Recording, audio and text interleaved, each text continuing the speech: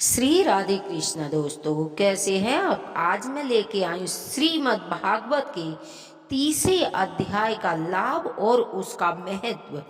श्री नारायण जी बोले, हे लक्ष्मी, एक महामूर्ख व्यक्ति अकेला ही वन में रहता था। गलत कार्यों से उसने बहुत सा धन इकट्ठा किया। किसी कारण से बस वह सब धन जाता रहा। अब वह व्यक्ति चिंतित रहने लगा।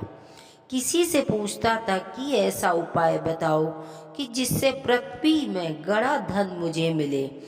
किसी से पूछता, कोई उपाय बताओ जिसे लगाने से पृथ्वी में गड़ा हुआ दिखने लगे। तब किसी ने कहा, मांस मदिरा खाया पिया कर वह खोटा कर्म करने लगेगा, चोरी करने लगेगा। एक दिन धन की लालसा कर चोरी करने गया। मार्ग में चोरों ने उसे मार दिया। तदंतर उसने प्रेत की योनि पाई। उस प्रेत योनि से उसे बड़ा दुख हुआ।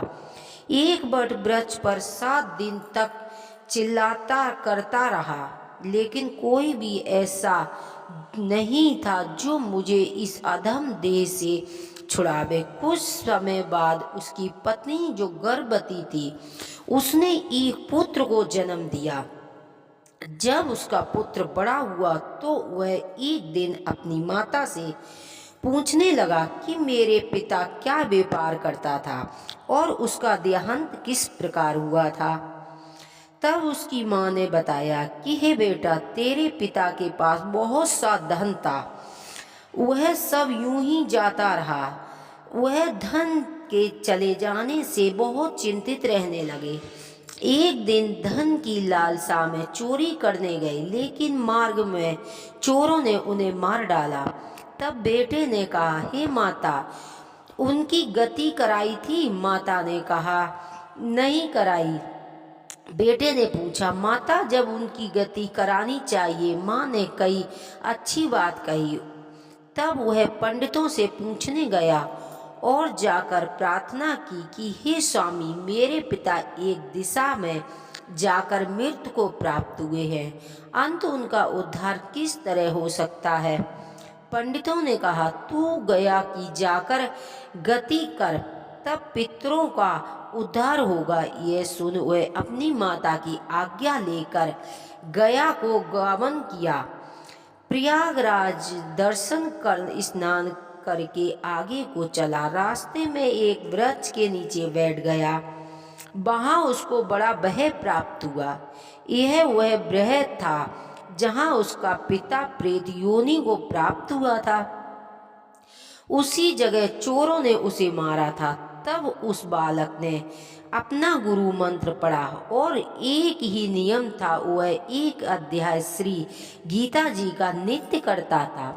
उस दिन नीचे बैठकर जिसे उसके पिता ने प्रेत की योनि से सुनाया, तो सुनते ही उसकी प्रेत की योनि छूटकर वह अपने शरीर देवताओं के समान हो गया।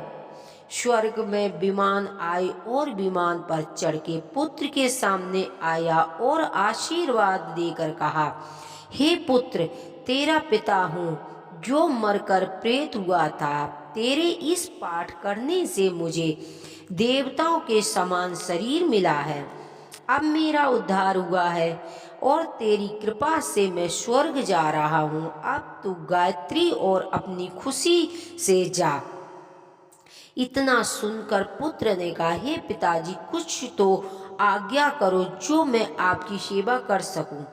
तब उस देवदेही ने कहा, देख, मेरी 7 पीढ़ियों के पितृ नरक में पड़े हैं। अब तो श्रीमद् गीता के तीसरे अध्याय का पाठ करके उनको भी इसी तरह मुक्ति प्रदान करा। इतना वचन कहकर वे स्वर्ग लोक चले गए।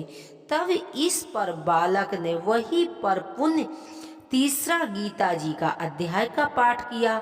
सब पितरों का उनका पुण्य देखकर बैकुंठ को धाम चले गए। जो भी प्राणी श्री गीता जी का पाठ करता है और सुनता है, तो उसका फल कहाँ तक कहने में नहीं आ सकता है। तब श्री भगवान जी बोले, हे लक्ष्मी जी, ये तीसरा अध्याय है जो फल मैंने तुम्हें कहा है वह तुमने सुना है। बोलो श्रीमद् भागवत भगवान की जय, श्री लक्ष्मी नारायण की जय।